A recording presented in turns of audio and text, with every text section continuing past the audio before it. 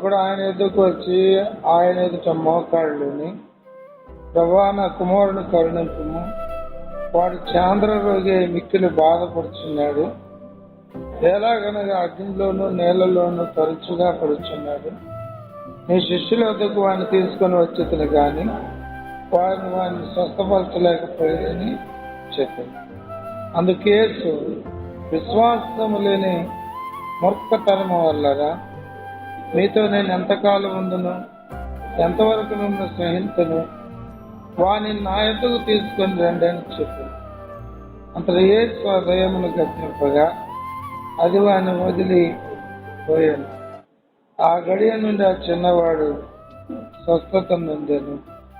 తరువాత శిష్యులు ఏకాంతముగా యేసు వద్దకు వచ్చి, మేమెందుచేత దాన్ని వెళ్ళగొట్టలేకపోతామని అడిగారు. అందుకైన మీ అల్ప విశ్వాసము చేతనే మీకు ఆవగినంత విశ్వాసం ఉండిన ఎడల ఈ కొండను చూచి ఇక్కడి నుండి అక్కడికి పొమ్మనగానే అది పోవును. మీకు అసాధ్యమైనదేది ఉండదని నిశ్చయముగా మీతో చెప్పుచున్నానని వారితో నేను ప్రార్థన చేద్దాం. కృపా కనికరం కలిగిన తండ్రి, ప్రేమ కలిగిన రక్షక, మీ పాదములకు వందనములు, స్తుతులు, స్తోత్రాలు. మీ కృపలో మీ జీవవాక్యమైన తరుణాన్ని ఈ సాయంకాల సమయంలో మాకు దయచేసి వాక్య సంబంధమైన వెలుగు మా హృదయాంతరంగంలో మీరు ప్రసరింపచేసి మాతో మాట్లాడమని యేసుక్రీస్తు నామములో అడుగుచున్నాము తండ్రి, ఆమేన్. ఇక్కడ ఒక వ్యక్తి యేసు ప్రభు దగ్గరికి వెళ్ళారు. వెళ్ళి ఆయన యేసు ప్రభు దగ్గర ఏం చేశాడు చూడండి, మోకరించాడు. మోకరించి ఏమంటున్నాడు చదవండి, ఏమంటున్నాడు? ప్రభువా నా కుమారుని కరుణింపుము. మనం ఏ విషయమై ప్రార్థన చేస్తున్నాం? నీ కొరకు నువ్వు ప్రార్థన చేసుకోవాలి. తర్వాత నీ రక్త సంబంధికుల కొరకు ప్రార్థన చేయాలి. నీ పిల్లల కొరకు ప్రార్థన చేయాలి. నీ కుటుంబంలో ఉన్న వాళ్ళ కొరకు ప్రార్థన చేయాలి. దాని తర్వాత ఇతరుల కొరకు ప్రార్థన చేయాలి. నీ కొరకు దేవునికి స్తుతులు స్తోత్రాలు చెప్పాలి. నీ పిల్లల కొరకు స్తుతులు స్తోత్రాలు చెప్పాలి. తర్వాత ఇతరుల కొరకు స్తుతులు స్తోత్రాలు చెప్పాలి. కొంతమంది ప్రార్థన ఆరంభిస్తారు, కానీ వారు స్తుతులు స్తోత్రాలు చెప్పరు.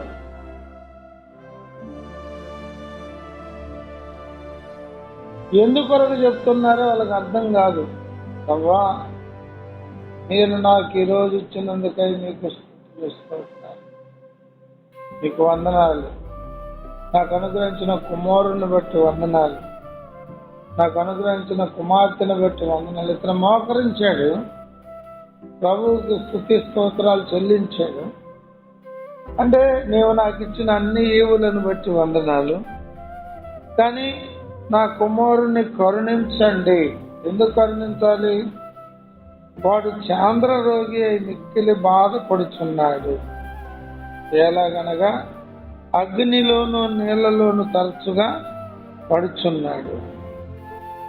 మ్యాటర్ దేవునికి పూర్తిగా చెప్పాలి, కంప్లీట్ గా ఎలాగుందో ఆ విషయాన్ని క్లియర్గా యేసు ప్రభుతో మనం వివరంగా చెప్పుకోవాలి. అంతేగాని మనం కొంత దాచిపెట్టి కొంత మరుగు చేసి ప్రభువుతో మాట్లాడితే ప్రభువుకు తెలుసు. మొదటిని తప్పు ఒప్పుకోవాలి, సరి చేసుకోవాలి, తర్వాత అవసరతను గురించి దేవునికి చెప్పుకోవాలి. నీ సొంత ప్లాన్స్, సొంత ఆలోచనలు, వాటి వల్ల కొంత మట్టుకే అది నీ ఊహ అందే వరకు మట్టుకే పనిచేస్తుంది. నీవు ఆలోచించే ఆలోచన వరకే పనిచేస్తుంది. కానీ దేవుడిచ్చేటువంటి ఆశీర్వాదము అది నీకు ఊహకు అందని ఆశీర్వాదం.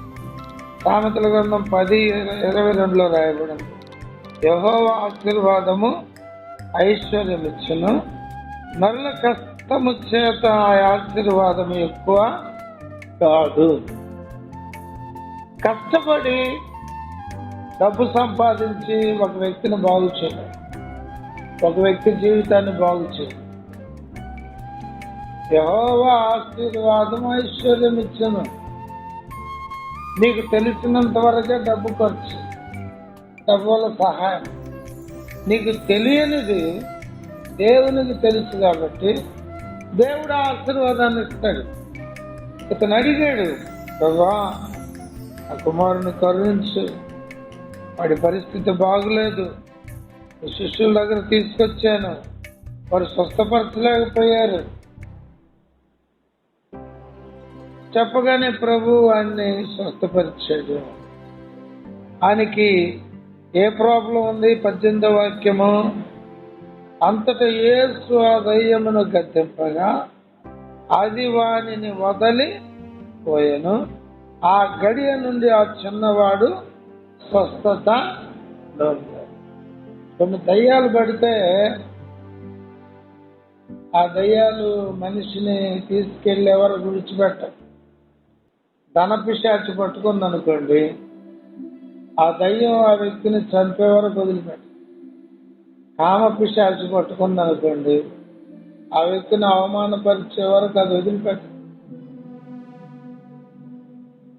ఈ దయ్యాలు వ్యక్తి జీవితాన్ని, బ్రతుకుని నాశనం చేస్తాయి. డబ్బుతో నువ్వు దయ్యాన్ని నిలగొట్టలేవు. ఆస్తితో నీవు ఒక వ్యక్తి జీవితాన్ని బాగు చేయలేవు. ఎంతో మంది ఆస్తిపరులు ఉంటారు, వాళ్ళ పిల్లలు రకరకాలైనటువంటి వ్యాధులతో బాధపడుతూ ఉంటారు. కొంతమంది వైకల్యంగా ఉంటారు, కొంతమంది మతి స్థిమితం లేకుండా ఉంటారు, మైండ్ పని చేయకుండా ఉంటారు. పబ్లిక్ గానే చెడు పాప జీవితంలో బ్రతుకుతూ ఉంటారు. ఆస్తిపాస్తులు ఒక వ్యక్తి జీవితాన్ని బాగు చేయలేవు. సృష్టికర్త అయిన దేవుడు మట్టుకే. చూడండి, వీళ్ళు అడగగానే వీళ్ళతో ప్రభు అని ఏం చెప్పారంటే, చదవండి దయచేసి, ఏమని చెప్పారు? అల్ప విశ్వాసులారా, చదవండి, మీ అల్ప విశ్వాసము చేతనే మీకు ఆవగినంత విశ్వాసము ఉండిన ఈ కొండను చూచి. మేమెందుకు వెళ్ళగొట్టలేకపోయామయ్యా? ఎందుకంటే నీకు విశ్వాసము ఉంది, కానీ అది కొద్దిగా ఉంటుంది. ప్రార్థనకు వస్తున్నా, వాక్యం వింటున్నా, విశ్వాసం ఉంది, కానీ కొద్దిగా ఉంది, కంప్లీట్గా లేదు, అల్ప విశ్వాసం. కాబట్టి అది పరిపూర్ణం కావాలి. ఆవగింజంత విశ్వాసం అంటే, ఆవగింజ ఎప్పుడు కూడా 2 ముక్కల ఎమ్మదు. ఆవగింజ రౌండ్గా ఉంటుంది, గట్టిగా కూడా. అది వేడి వేడి నూనెలో పడినప్పుడే అది చిట్టపట అంటది, కానీ అప్పుడు కూడా అది తగలదు. కావాలంటే మనం కూర తినేటప్పుడు చూస్తే ఆవాలు అట్టే కనబడతాయి. అంత వేడి నూనెలో వేసినా అది బాగా ఉడుకుతుందే కానీ ఏమాత్రం కూడా అది చిక్కిపోదు. మన విశ్వాసం అంత బలంగా ఉండాలి. దేవుడు తప్పకుండా ఈ కార్యాన్ని చేస్తాడు.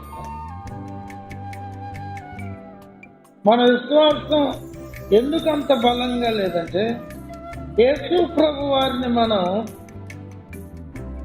చాలా తక్కువ మెట్లో చూస్తున్నాం.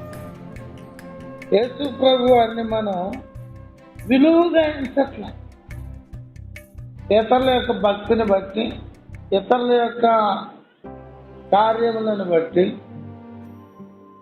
మనం భక్తిలో చూడడం లేదు. చూడండి, దయచేసి కొద్దిగా 13వ అధ్యాయానికి వస్తే 13వ అధ్యాయం చూడండి. మత్తయి సువార్త 13వ అధ్యాయం 55వ వాక్యం చదవండి. 54 ఈ జ్ఞానమును ఈ అద్భుతములను ఇతనికి ఎక్కడ నుండి వచ్చినవి? ఇతడు వడ్లవాని కుమారుడు కాడా? ఇతని తల్లి పేరు మరియ కాదా? యాకోబు, యోసేపు, సీమోను, యోదయను వారు ఇతని సహోదరులు కారా? ఇతని సహోదరి మనులందరూ మనతోనే ఉన్నారు కారా? ఇతనికి కార్యములని ఎక్కడి నుండి వచ్చినని చెప్పుకొని ఆయన విషయమై అభ్యంతరపడిది. దేవుణ్ణి మనము చులకనగా చూడాలి.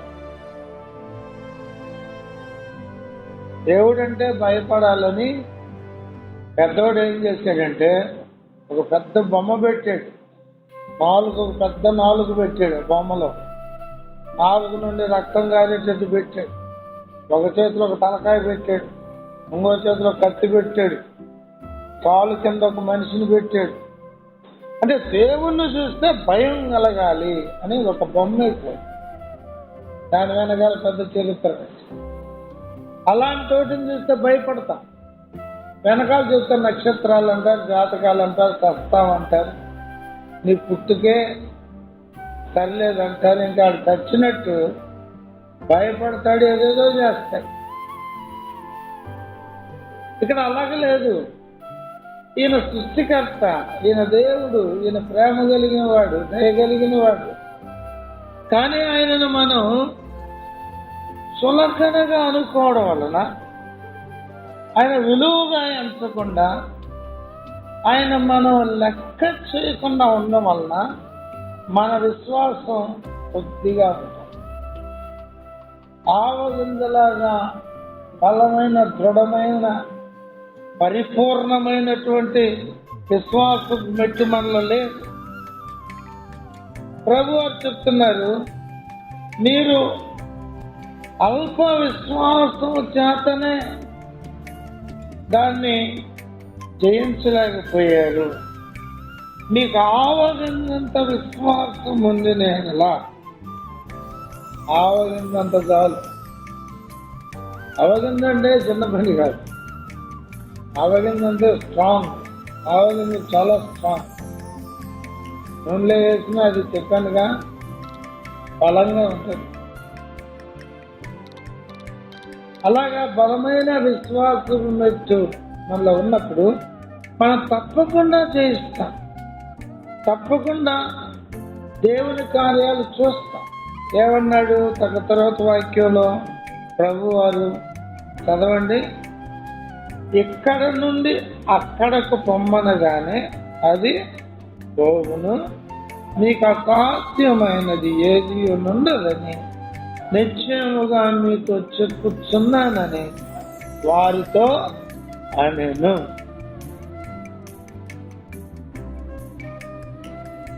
భక్తిలో అంత శక్తి ఉంది, ప్రార్థనలో అంత జయం ఉంది. ఇలా చూడండి, లోకంలో జరుగుతున్న పోరాటాల్లో క్రైస్తవం ఎప్పుడో క్లోజ్ అయిపోవాలి.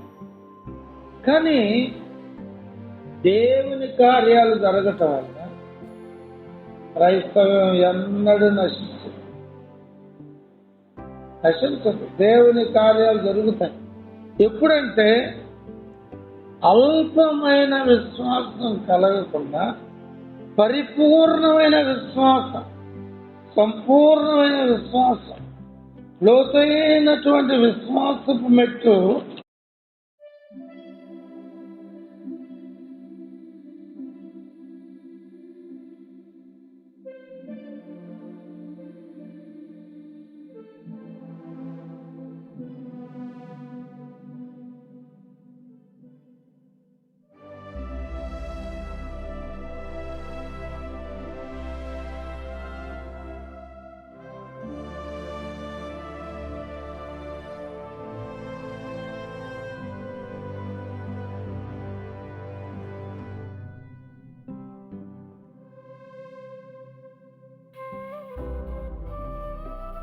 మనలో ఉన్నప్పుడు దేవుని కార్యాలు జరుగుతాయి.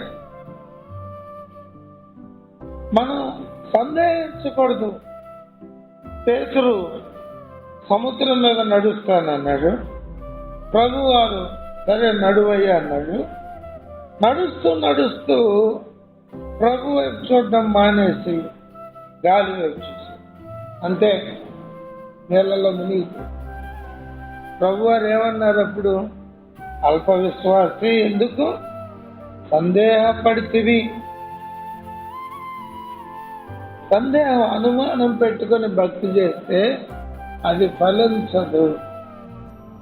ధైర్యంతో విశ్వాసపు మెట్టుతో మనం భక్తి చేయాలి. ఆ మెట్టులో మనం వెళ్తున్నప్పుడు దేవుని కార్యాలు మనము చూడగలము. చూడండి, మన దేశానికి వచ్చిన తోమ యేసు ప్రభుని మొదట చూడలా. యేసు ప్రభు వారు తిరిగి లేచినప్పుడు ఆయన 11 మంది శిష్యులు గదిలో ఉంటే వెళ్ళి కనబడ్డాడు. పునరుద్ధానపు శక్తి, పునరుద్ధాన శరీరం. పునరుద్ధాన శరీరంలో మానవ శరీరం, దేవదూతల శరీరం, 2 శరీరాలు కలిసి ఉంటాయి. కాబట్టి ఆయన ఇక్కడ ఉండొచ్చు, అక్కడ ఉండొచ్చు, ఎక్కడైనా ఉండొచ్చు. కానీ మానవ శరీరం దేవదూతల శరీరంగా కూడా మారచ్చు. ఆయన గదిలో వచ్చి నిలబడ్డప్పుడు తోమా లేడు. తోమాకు చెప్పారు, బాయ్ మేము యేసు ప్రభువుని చూచాము. తోమా ఏమన్నాడు? యోహాను సువార్త 20వ అధ్యాయం చూడండి. 20వ అధ్యాయము 20వ వాక్యం చదవండి. ఆయన అలాగూ చెప్పి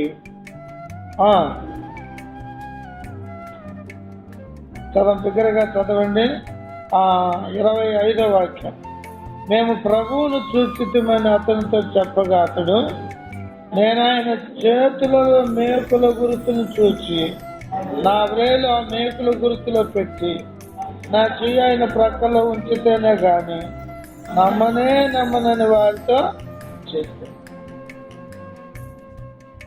యేసు ప్రభు ఈ మాటలు మాట్లాడేటప్పుడు తోమ అక్కడే ఉన్నాడు. ఆత్మరూపిగా ఆయన ఆత్మరూపి ఉంటే కనబడ్డు. రెండవసారి వారందరూ రూములో ఉన్నారు. 26వ వాక్యం. 8 జనములైన తర్వాత ఆయన శిష్యుల మరల లోపల ఉన్నప్పుడు తోమ వారితో కూడా ఉండెను. తలుపులు మూయబడి ఉండగా యేసు వచ్చి మధ్యను పిలిచి, మీకు సమాధానం కలుగును గాక. పిల్లలు చూడండి, యేసు ప్రభు నీ ఇంట్లో ఉంటే, నీ ఒంట్లో ఉంటే, నువ్వు నిజమైన భక్తి చేస్తే అక్కడేముంటది? సమాధానం. కొంతమంది ఏమంటారంటే, మేము ప్రార్థన చేస్తే యేసు ప్రభు వింటాడండి, మాతో మాట్లాడతాడండి దేవుడు. మరి సమాధానం లేకుండా ఎలా మాట్లాడతాడు? నీకు నీ భర్తకు సమాధానం, నీకు నీ అన్నదమ్ములకు సమాధానం. హృదయం నిండా భయంకరమైన కల్మషం. అలాంటప్పుడు దేవుడు ఎట్ట మాట్లాడతాడో నాకు అర్థం కాదు. సమాధానము కలుగును గాక అని చెప్పి చదవండి, మీరు కంటిన్యూ చేయండి. అనేను. తరువాత తోమాను చూచి, నీ వ్రేలు ఇటు చాచి నా చేతులు చూడుము, నీ చెయ్యి చాచి నా ప్రక్కలో ఉంచి అవిశ్వాసి కాక విశ్వాసివై ఉండుమనెను. అందుకు తోమా ఆయనతో, నా ప్రభువా నా దేవా, యేసు నీవు నన్ను చూచి నమ్మితివి, చూడక నమ్మిన వారు ధన్యులని అతనితో. కాబట్టి యేసు ప్రభు మాట మనం నమ్మాలి. మాట అంటే వాక్యం. యేసు ప్రభు చెప్పిన మాట నువ్వు నమ్మితే కార్యాన్ని చూస్తావు. ఆయన మాట నమ్మితే నువ్వు కార్యాన్ని చూస్తావు. మన దేశానికి ఇచ్చిన వాగ్దానం దేవుడు తోమా మన దేశానికి వచ్చాడు. యేసు ప్రభు కాలం తర్వాత ఆయన మన దేశ 2000 సంవత్సరాల పూర్వం ఈ దేశానికి వచ్చాడు. ఈ దేశంలో ఉన్న యూదులు, ఇశ్రాయేలు అందరి దగ్గర తిరిగి ఆయా ప్రాంతాల్లో ఉన్న ప్రజలకు సువార్త ప్రకటించాడు. చర్చిలు కట్టారు. బ్రిటిష్ వాళ్ళు కట్టింది కాదు, ఇంగ్లీష్ వాళ్ళు కట్టింది కాదు. యేసు ప్రభు కాలంలోనే తోమా వచ్చాడు. అప్పుడే రావిలపిండి పట్టణం, తక్షశిలా నగరం అవన్నీ మహాపట్నాలు. రెండో రాజు దాన్ని పరిపాలిస్తున్నాడు. అప్పుడే రాజులు మారారు. తర్వాత మిషనరీలు వచ్చారు. అప్పుడే ప్రభు వారు చెప్పారు, నీవు చూచి నమ్మితివి, చూడక నమ్మిన వారు ధన్యులు. నమ్మాలి. దేవుని మాట నమ్మితే నువ్వు ఆయన కార్యం చూస్తావు. తోమా మద్రాసు పట్టణంలో ఆ పరమకొండ అనే ప్రదేశంలో వెళ్ళి ప్రార్థన చేసుకుంటుంటే కొంతమంది వెళ్ళి ఆయనను బరిసెలతో, సోలాలతో పొడిచి చంపేస్తారు. ఇప్పటికీ ఆయన సమాధి మెరీనా బీచ్ తర్వాత Thomas beach, Saint Thomas beach, Santhome beach, అక్కడ చర్చి లోపల అడుగు బాగానుంది, వెళ్ళి చూడొచ్చు. ఇవి చరిత్ర. నీవు నమ్మకున్న, నీకున్న డబ్బును బట్టి, నీకున్న డాక్టర్స్ని బట్టి, నీకున్న జ్ఞానాన్ని బట్టి, నీకున్న తెలివితేటలను బట్టి ప్రభువును పక్కన పెట్టి ఏదేదో నువ్వు ప్రభు దాకెందుకులే, నేనే సాల్వ్ చేసుకుంటాలే